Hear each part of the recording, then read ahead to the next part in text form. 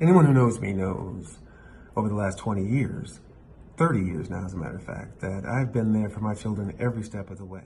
Hello, it's your girl. Meet me in the middle. Yes, we will be unwinding from the middle with Brian McKnight Sr. and Brian McKnight Jr. Honey, the two have been having words. Junior versus Senior.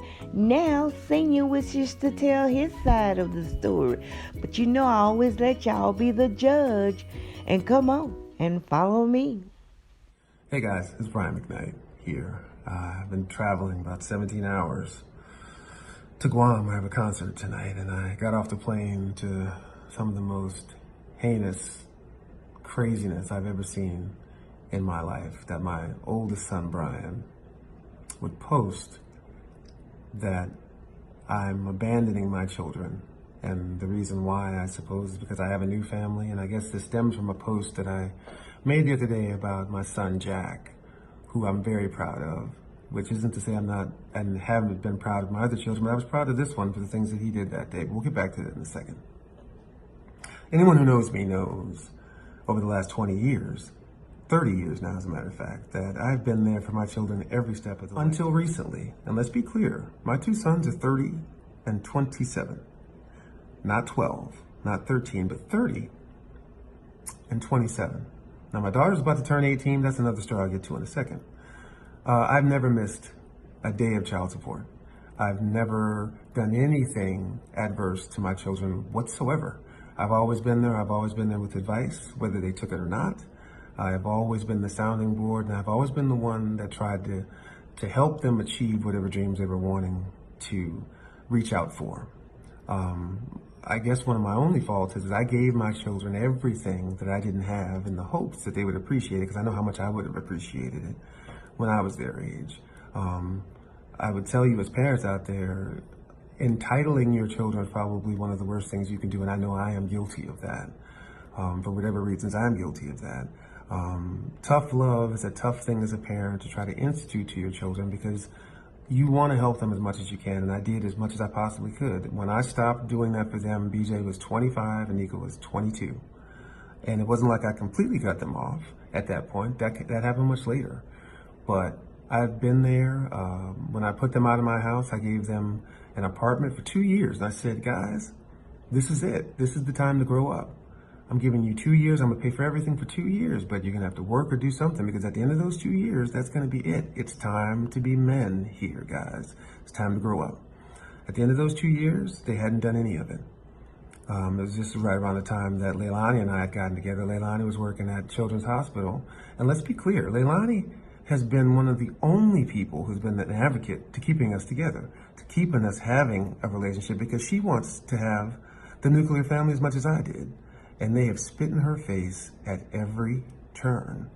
She got them jobs at the hospital, $18 an hour with benefits, and with the option of the hospital actually paying for them to go back to school. They said, and I quote, that they knew they didn't want to stop smoking, and they would have to pass a drug test. And the day I had the doctors looking into it, Nico's on there, taking a big puff, which is fine. If you want to smoke, that's fine. I'm not saying that that's bad. If that's your choice, that's your choice. But what I'm telling you is that we have been advocates for them every step of the way. Now let's go to the part where we have been estranged. Again, we talk about abandonment. I'm not abandoning them. We are estranged, which happens more often than not in this particular situation. BJ broke into our home a few months ago, and he put X's on the eyes of our wedding photos. And then he put a photo of my first wedding on Leilani's vanity. It was at that moment, and after I heard him say, and was pointed to from other friends of mine that saw his posts on social media, that he basically said that I was better off dead to him than alive. I was more valuable to him dead than alive. And that was the end of me dealing with him. If you look at my Instagram, you'll see that not my last video, but the video before that, 42, the song was written by Brian and I, and it was directed, the video, by Nico. And I went on and I said how proud I was of Nico at the time, and I really, really was. He did an awesome job in that video. Even before that, less than 2 years ago, these are the two gentlemen who stood up for me as my best man in my wedding So abandonment, deadbeat dad. I'll reiterate, I've never missed a day of child support. I've been there every step of the way. BJ, he talked about Jack's new car. BJ had 3 brand new cars before he was 22. But I'm not talking about material things, because none of this has anything to do with money. It's about respect. Respect goes both ways.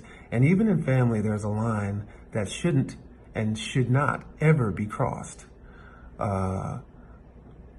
It's crazy to me that people will just believe anything, and I thought it was important to set the record straight and let you guys know that abandonment has nothing to do with any of this. Deadbeat dad, I've been there every step of the way. And let's also remember that these kids are 30 and 27, not 12. It's time for grown men to be grown men.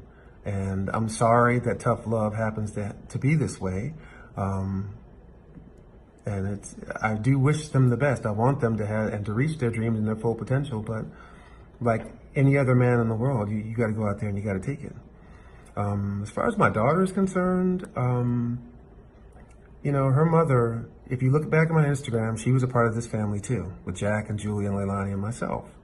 And unfortunately, along the way, a couple years ago, I got wind that there was an older cousin who was above 18, who was quite possibly having sex with her. So I called, as a father should, to the state office for children's affairs there in Arizona, and I never heard anything back. But the next thing that her mother did was to block all of us from her social media, from her phone, and completely estranged her from us. So what that told me was they didn't want me to be involved in her life that way. So to see the post that she said, considering that her mother only had a child with me for money in the first place, and I'll reiterate this, I have not missed a child support payment. She goes to one of the most incredible private schools in Arizona. So I don't know where this is all coming from, but I thought that I needed to let everybody know that there's another side to this story. You can choose to believe what you want. I thought that I would lay it out there for you. Anything that I say is actual and factual. All you have to do is Google Brian McKnight and Sons, and you'll see us singing all over YouTube. Go back and look at my Instagram. Go back a couple of years. You'll see that I posted about all of my children. But remember that these kids, these boys, they're grown men, and tough love is exactly what it is. It's tough love. So thanks, everybody. Thanks for listening, and I hope that gives you a little bit more perspective. Okay, there you have it from Brian McKnight Sr. Y'all know it's always 2 sides to a story, and then there's the truth. So, if you will, hit that like button, hit that subscribe button, hit that notification bell. Did I say hit that notification bell? Beat that notification bell and make those awesome comments. Until next time, thanks for watching.